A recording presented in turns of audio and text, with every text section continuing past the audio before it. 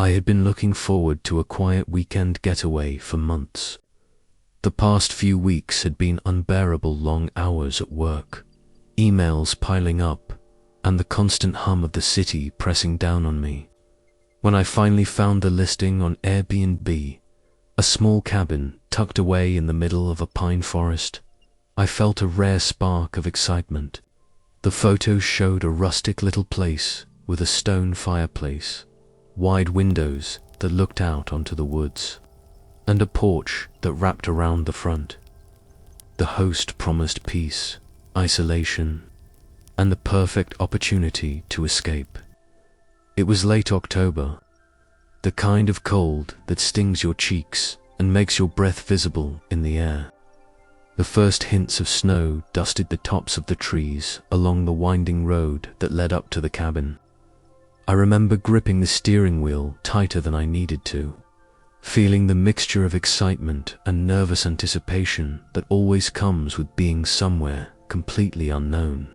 The air smelled of pine, sap, and frost, sharp and clean, and it made me feel alive. The drive up had been uneventful, almost eerily quiet.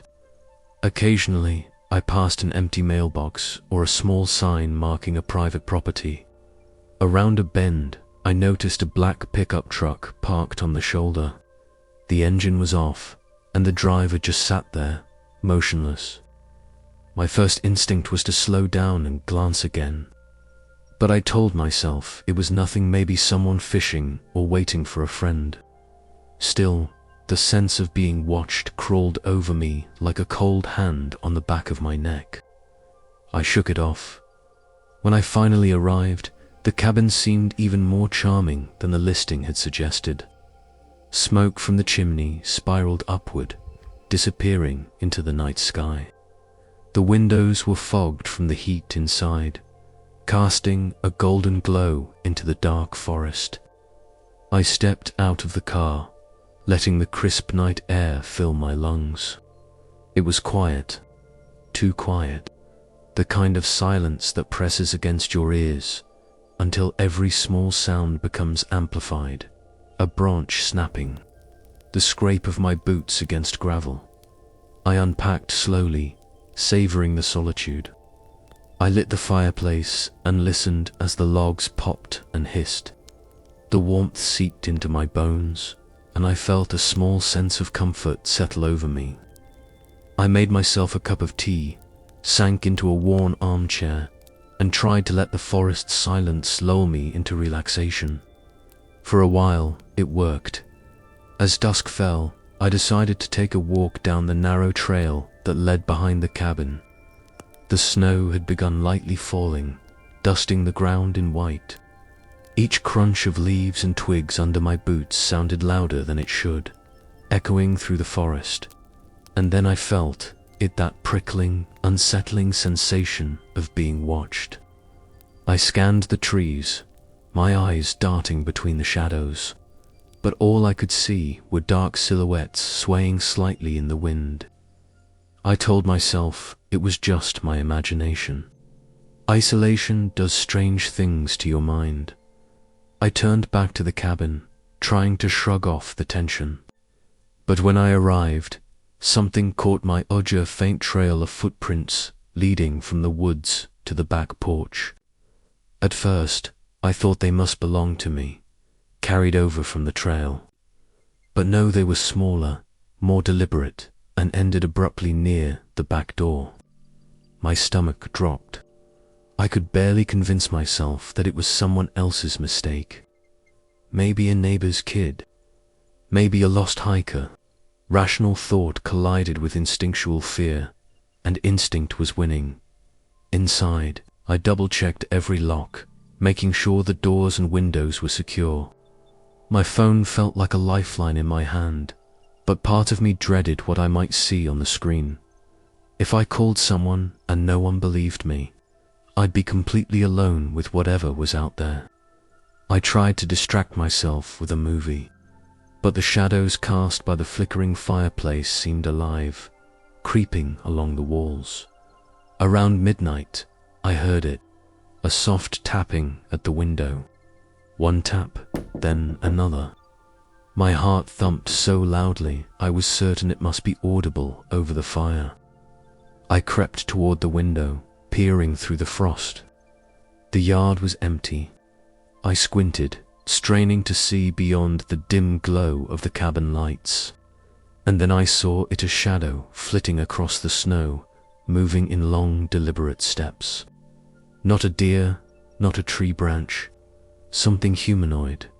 Watching, I ran back to the living room, hands shaking, mind racing. I dialed 911, my voice trembling as I tried to explain what was happening. The operator's calm tone was almost worse than the fear itself. Each officers are on the way felt like a cruel joke, leaving me suspended in terror. The tapping at the window turned into scratching, soft at first, then louder. I could hear breathing, heavy, deliberate, almost as if the intruder was savoring the fear radiating from the cabin. I grabbed a heavy Castian skillet from the kitchen, my only defense, and crept toward the back door. The shadow had disappeared. For a brief moment, I allowed myself to believe I was imagining it, that all of this was the isolation messing with my mind. But then I noticed footprints, fresh in the thin layer of snow, leading up to the porch and stopping abruptly. Panic surged. I fled to the front door, bolting it, locking it, double-checking every latch. The wind rattled the windows, carrying with it a faint, almost imperceptible whisperer sound that didn't belong to the wind. I sat down on the floor, pressed against the wall, every muscle in my body taut. The minutes crawled by. Hours, maybe. My phone buzzed police on their way. I forced myself to breathe, focusing on the sound of my own heart in my ears, trying to convince myself I would survive the night. When the officers finally arrived, the snow had covered the footprints, the cabin's yard now pristine. They searched the surrounding woods, checked the roads, the empty curves where I'd seen the black truck. Nothing, no footprints, no tracks, nothing that suggested anyone had ever been there. I left that night, abandoning the cabin, my weekend getaway ruined. Even now, months later, I can't shake the feeling that someone was always there, watching me. That cabin, the silent woods, the sound of my own footsteps, they haunt me. Sometimes, late at night, I swear I see headlights parked along the curves of empty roads, waiting. And I know that if I ever went back, they'd still be there, waiting to.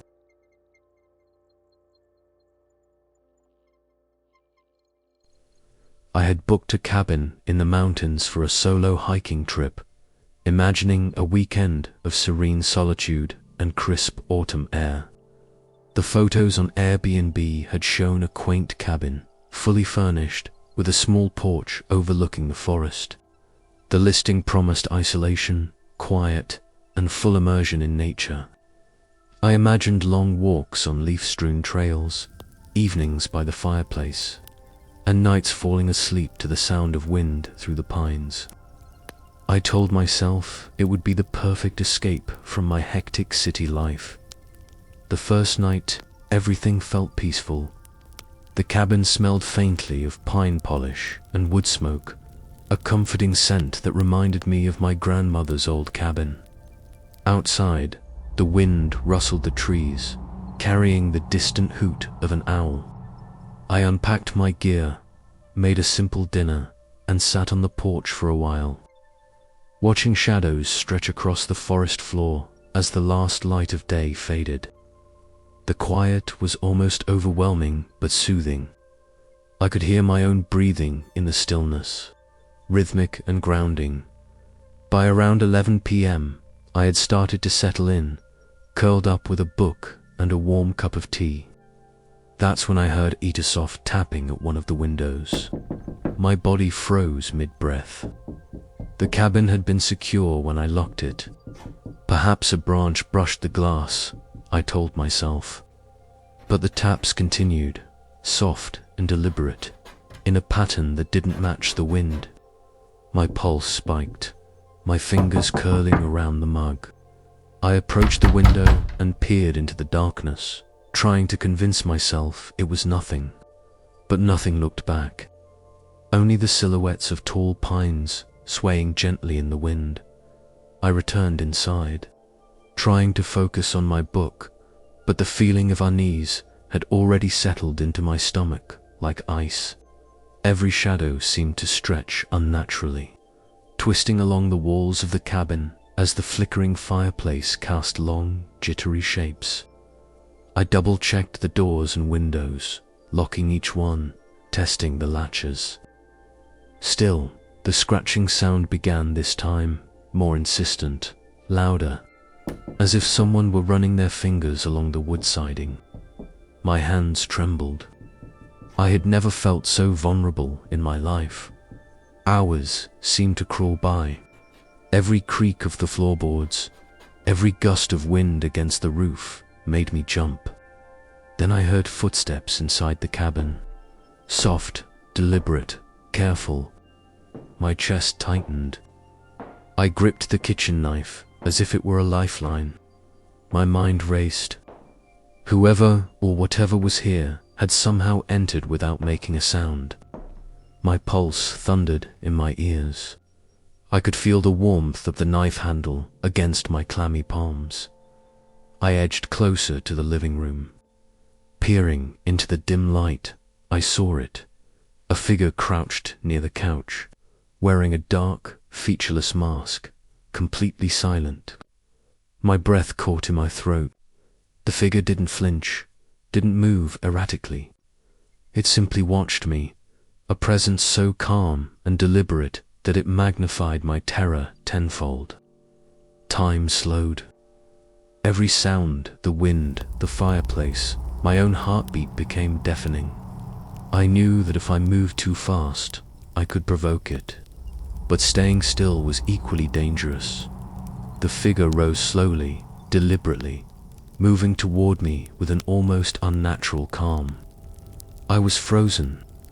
Fear had rendered me motionless, unable to scream, unable to run. My mind tried to reason. Maybe it was a prank, maybe a hiker with a mask, maybe someone lost in the woods. But the cold logic did nothing to quiet the visceral fear pressing down on me. I flung a chair at it, and it didn't flinch. The figure simply paused, then tilted its head, a gesture so calculated it made my stomach churn. I bolted, crashing through the cabin door into the snow-covered night. My boots sank into the fresh powder, cold biting through my socks. Branches scraped across my face and arms, each movement making me stumble. The dark forest was alive, ominous. Every shadow potentially hiding the masked figure. I ran down the narrow trail, lungs burning, breath visible in the frigid air, praying the figure wouldn't follow. Behind me, I thought I heard branches snapping footsteps. Or perhaps it was my imagination, feeding off the panic spiraling through me. My heart raced, my mind screaming at me to keep moving, to never look back. Finally, the trail opened onto the highway. I could see the dim outline of a car approaching. I waved frantically, my body trembling uncontrollably. The driver slowed, confusion written on their face. I practically fell into the vehicle, gasping and shivering, and they called the police while I tried to catch my breath. When the officers arrived, they searched the cabin and surrounding woods. Snow crunched under their boots. Flashlights cut through the dark forest. But there was nothing. No footprints, no signs of forced entry, no trace of the figure. The cabin stood silent, undisturbed, as if the terror I had experienced existed only in my mind. Yet I knew better. The presence had been real. It had waited, watched, and vanished with deliberate patience. Even now, months later, I could not erase the memory. Every time I close my eyes, I see the cabin bathed in the moonlight, the masked figure emerging silently from the shadows, standing just beyond the porch. I remember the calculated, almost casual way it moved, the weight of its gaze, and the deliberate calm that made the moment feel eternal. The image is burned into my memory. I have tried to rationalize it. Perhaps it was a prank, a trespasser, someone lost. But rationality fails to account for the patience, the stalking, the almost supernatural silence. It wasn't a random hiker. It had waited, it had studied, it had chosen me. And I know, deep down, that somewhere in the shadows of the mountains, it still waits for someone else to arrive, someone else to be alone and vulnerable. Sometimes, late at night, I imagine the snow-covered trail leading back to the cabin, the way the moonlight filters through the pines, the eerie silence that always precedes something terrible. I can still hear the faintest sound in my mind, the tap of the window, the scratch on the siding, the slow, deliberate steps inside. I can feel it even now, the weight of that presence, patient, unseen, and utterly unrelenting. I know I will never go back, but the fear stays with me. It follows me into cities, into quiet rooms, into the darkness before sleep. I see it in shadows that don't belong, hear it in noises that are too deliberate to be random. And I know that somewhere it still waits, silent, patient, watching, even now. I cannot shake the certainty. I was not alone in that cabin, and I may never truly be alone again.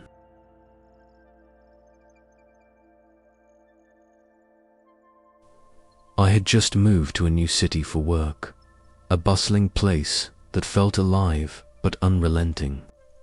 Everything about it was new: the streets, the sounds, the smells, the way people moved with purpose and speed I couldn't keep up with. Since I didn't have an apartment yet, I booked an Airbnb in a quiet residential neighborhood. The townhouse looked cozy in the photos, its brick exterior softened by the dim glow of streetlights. It was tucked away on a quiet street, far from the main roads. With a small garden and a stoop I imagined myself sitting on with a cup of coffee. The first night, I arrived late. The street was eerily quiet, a stark contrast to the chaos I'd left behind downtown. The air smelled faintly of wet pavement and fallen leaves. I unpacked slowly, letting the unfamiliar surroundings settle in around me. The house was comfortable. Hardwood floors, low lighting, and just enough space to feel like home. Around 10 p.m., as I was scrolling through my phone on the sofa, I heard a faint creak upstairs. My body tensed immediately. I lived alone. Maybe it was the house settling, I reasoned. Old floors often groan under their own weight, but the creak repeated, soft but deliberate, like someone pacing slowly. My pulse quickened. I tried to ignore it, convincing myself that moving into a new place made your mind imagine things. I got up and checked each room. The hallways were empty. The bedroom door was closed, the bathroom silent. I tried to laugh, but it was hollow. The creaks continued in a rhythm, soft and unpredictable, echoing through the walls. Every hair on my arms stood on end. I felt watched, even though no one was there. Over the next few days, I started noticing subtle things that didn't add up. Small items seemed slightly out of place. My keys, left on the counter, would be facing the wrong way. A cup I swore I had left on the kitchen table would be on the counter. At first, I chalked it up to absent-mindedness, being distracted by work. But the feeling of being observed grew, gnawing at the edges of my mind. One night, I woke up to the sound of a faint whisper. My name. Alex, it hissed, barely audible. My heart jumped into my throat. I sat up, straining to hear, but there was only silence. My room was empty. I checked my phone. No messages, no missed calls, nothing that could explain the voice. My chest tightened as dread settled over me like a heavy blanket. I tried to tell myself it was stress, the transition to a new city, exhaustion, but the whisper felt real. Too real the following night. Around 3 a.m., I awoke to the unmistakable sound of the front door clicking. My blood ran cold. I had locked it before bed. Whoever or whatever was outside had the audacity to touch my home, my safe space. I froze, heart hammering. I could feel my whole body tensing, ready to flee or fight. I grabbed the baseball bat I kept by the bed, my only line of defense. Every sound made me jump, the distant hum of a car engine, the scrape of a branch against the window. I slowly crept to the living room, peering through the blinds. The street was empty, illuminated only by a dim streetlight that cast elongated shadows across the pavement. I exhaled slowly, trying to calm myself, but then movement caught my eye. A dark figure stood under the streetlight, partially obscured by the shadows. It didn't move, didn't flinch, just stared at the townhouse. I couldn't see a face, only a silhouette that seemed to pierce straight through me. I felt my stomach drop. The fear wasn't just in the presence of this person. It was knowing that someone had singled me out, studied me, and had the patience to wait until I was alone. Time slowed. I clutched the bat so tightly my knuckles hurt. Every instinct screamed to call 911, but what would I even say? There's a person staring at me through the streetlight.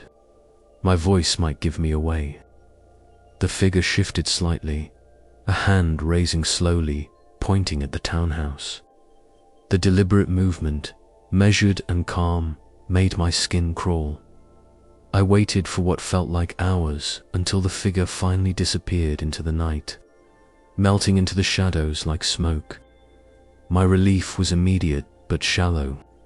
In the morning, I found the doorknob, scratched shallow but deliberate gouges in the metal. Whoever had been outside hadn't left quietly. They'd tested me, tried to intimidate me, and left their mark as a reminder. I moved out the same day, leaving the townhouse behind, my sense of safety shattered. But the horror didn't end there. Weeks later, I received a text from an unknown number. I saw you leave. No words, no indication of who it was. Just those 6 chilling words. My stomach twisted, and I felt an icy dread that I couldn't shake. I changed my number, tried to block the unknown contact, but the fear lingered. Every time I walk past that neighborhood now, my heart tightens. The memory of that dark figure, standing patiently under the streetlight, haunts me. Even when I convince myself it was a coincidence, I feel watched, followed by an invisible presence that never fully leaves. I sometimes replay those nights in my head, trying to rationalize, trying to tell myself it was imagination. But I remember the whisper of my name, the slow, deliberate pointing, and the scratched doorknob. And I know that whatever it wasn't random. It was deliberate, and it could happen again.